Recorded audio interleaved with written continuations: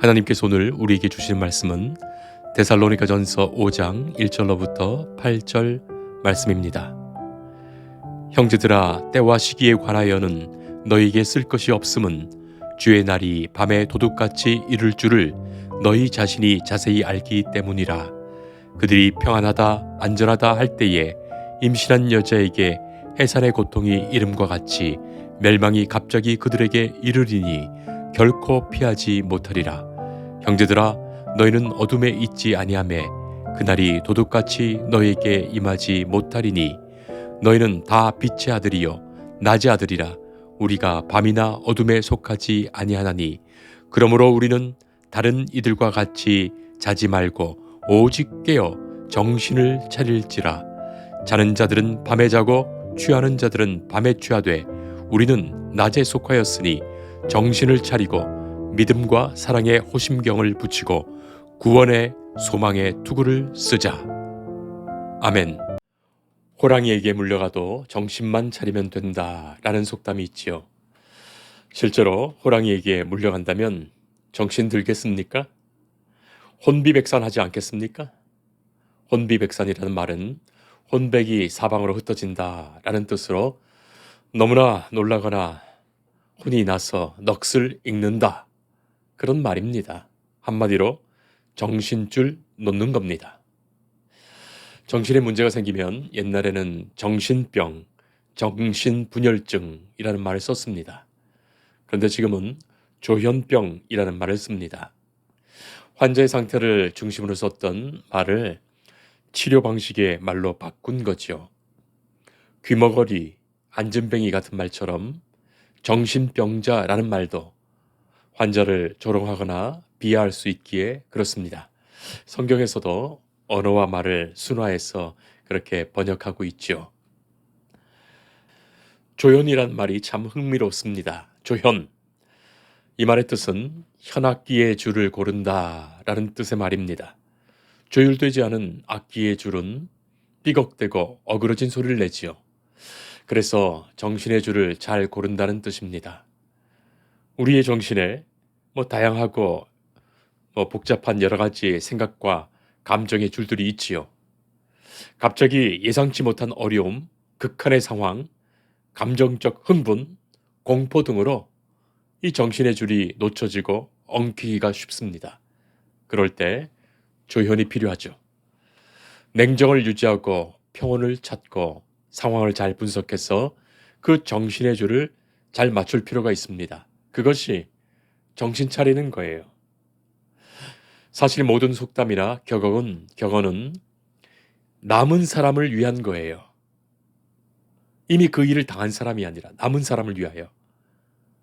호랑이에게 물려가서 정신 차리면 사는지 죽는지 그것까지는 잘 모르겠지만 살아있는 사람이 호랑이에게 물리지 않도록 정신 바짝 차려야 합니다. 그런 의미의 속담이에요. 지금이야 호랑이가 공격할 일은 없으니 우리의 삶에 어떤 위기와 어려운 일이 있더라도 흐리멍덩한 정신에서 속수무책으로 당할 것이 아니라 정신 똑바로 차리고 살라는 그런 뜻이죠. 오늘 우리는 오직 깨어 정신을 차리라 하시는 하나님의 말씀을 듣습니다. 마치 잠들어 있는 것처럼 바른 정신을 갖지 못하고 꿈꾸는 듯, 책임 없는 듯, 의식 없이 말하거나 행동하지 않도록 정신을 차리라 하시는 거예요.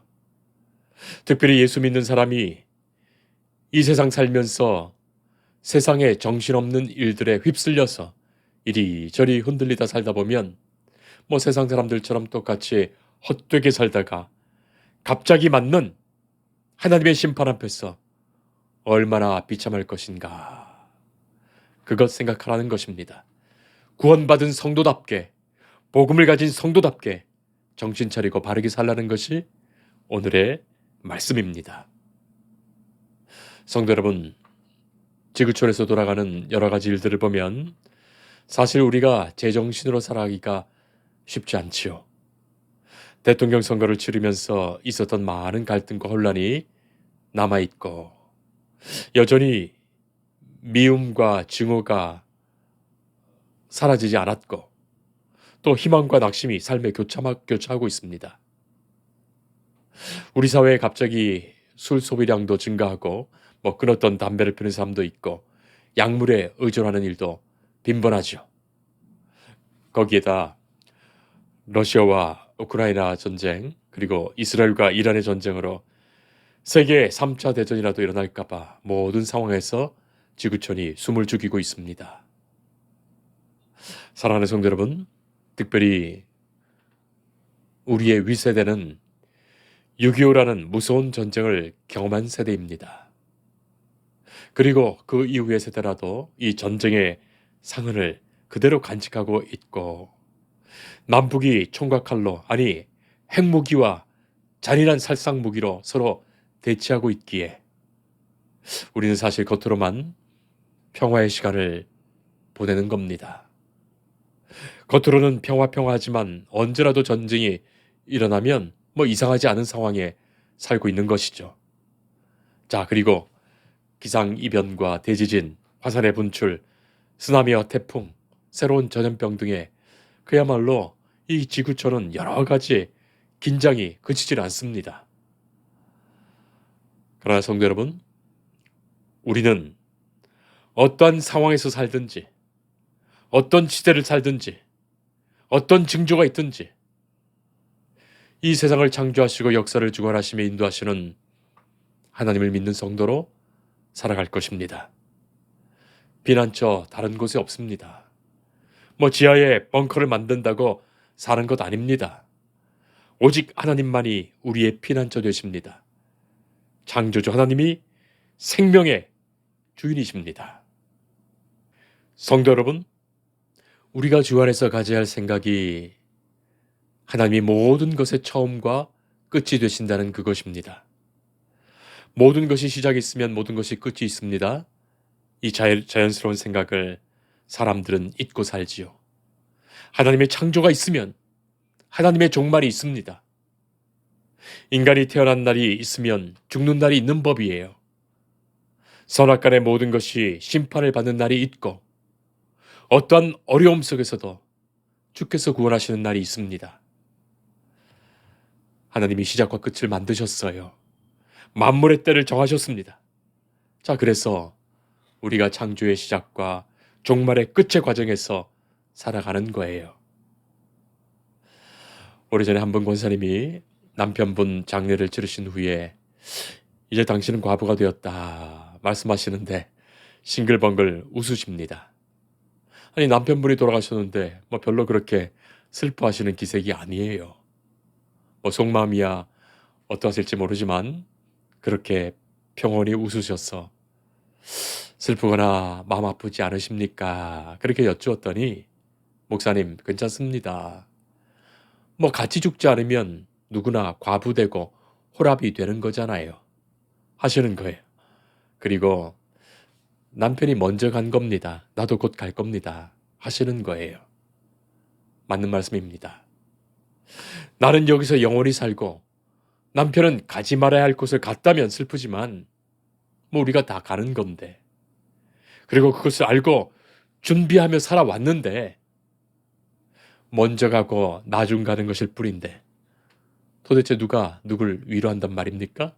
다 같은 처지면서 말이죠. 저도 임종 예배를 드릴 때 그렇게 마지막으로 성도님을 빼며 그런 말씀을 드립니다. 집사님, 권사님, 먼저 가세요. 저도 곧 가겠습니다. 그것이죠. 나는 마치 죽지 않을 사람처럼 그 사람 가서 참 안 됐다 하는 것 우스운 일이죠. 나도 죽을 사람이, 저도 죽을 사람이 도대체 누굴 위로한단 말입니까? 먼저 가세요. 저도 가겠습니다. 하고 생명의 날을 사는 거예요. 우리가 다 그날을 준비하며 살아가면 그렇게 할 수 있습니다. 아무런 대책도 없이 갑작스럽게 맞아서 그렇지. 정신 차리지 못하고 우왕좌왕하는 게 문제이지. 그렇지 않습니까? 내게는 영 그런 시간과 때가 오지 않을 것이라고 외면하면서 사니 막상 그 앞에 가면 벌벌을 떨게 되는 거죠. 그날과 그때가 오는 것을 오늘 말씀은 세 가지 장면에서 생각하게 하십니다. 첫째는 2절 말씀에 주의 날이 밤에 도둑같이 이를 것이다 하십니다. 도둑같이 이른다는 표현의 말씀은 아무도 그때와 그 시기와 그날을 모른다는 겁니다. 도둑같이 이른다는 말은 전혀 생각하지 못하는 때를 말하지요. 도둑이 올 것을 알고 문 밖에서 도둑 기다리고 있는 경우는 없지요. 그리고 아무리 미련한 도둑이라도 버젓이 지키고 있는데 들어가지는 않습니다. 문제는 준비 없이 맞게 된다는 데 있어요. 평안하다, 안전하다 하다 말하는 거기에 있는 겁니다. 사람들이 전혀 내가 하나님 앞에 서야 할 시간이 있다는 것을 생각하지 못하고 평안하다, 안전하다 하면서 사는 것, 그것 아닙니까? 그러나 그날이 갑자기 이르는 겁니다. 예수님께서는 누가복음에서 한 부자의 비유를 들려주셨습니다. 한 부자가 소출이 많아서 창고를 크게 짓고 거기에 꽉꽉 채워놓고서 이제야 안심이다. 이제야 평안하다. 그렇게 말하죠. 이제부터 평안히 잘 살아보자 말합니다. 그러나 바로 그날 밤에 주님이 그를 부르시는 거예요. 주님 앞에 서야 하는 겁니다. 우리가 살면서 세상의 것 채워놓고서 평안하다 할 것 아니죠. 참된 평안은 그날을 이미 준비한 그 사람에게 있는 것입니다. 두 번째는 3절에 임신한 여자에게 해산의 고통이 이름과 같이 멸망이 갑자기 그들에게 이르리니 결코 피하지 못하리라 말씀합니다. 여인이 임신하면 아이를 해산하는 그날이 틀림없이 옵니다. 그날과 그 시간을 정확히 알지 못하지만 그날이 틀림없이 옵니다. 그래서 그날을 준비하는 것이 당연하고 마땅하지. 그날을 조금도 생각하지 못한다면 그야말로 해산의 날에 속수무책이 되고 마는 겁니다. 그날은 반드시 오는 겁니다. 해밍웨이의 누구를 위하여 종은 울리나 라는 소설이 있죠. 오래전에 영화로도 나온 작품입니다. 게리 쿠퍼, 잉그리드 버그만 등이 주연했던 추억의 영화이기도 합니다. 여러분, 과연 누구를 위하여 종은 울립니까? 누구를 위하여 종은 울리나 라는 제목은 사실 존 던이라는 성공의 신부님이 쓴 시의 제목이었어요. 여기서 종은 조종을 말합니다. 사람이 죽으면 울리는 종입니다. 유럽에서는 중세부터 20세기 초까지 교회에서 사람이 죽으면 죽은 자를 추모하는 조종을 울렸다지요. 땡그렁 땡그런 소리가 동네에 들리면 누군가가 죽었구나 아는 겁니다. 신부이자 시인인 존 던은 종소리가 들리면 누가 죽었는지 알아보려고 하지 말고 그것이 곧 나를 위한 종소리라는 것, 곧 나의 죽음을 알리는 종소리라는 것을 깨달아 알라. 그렇게 말합니다.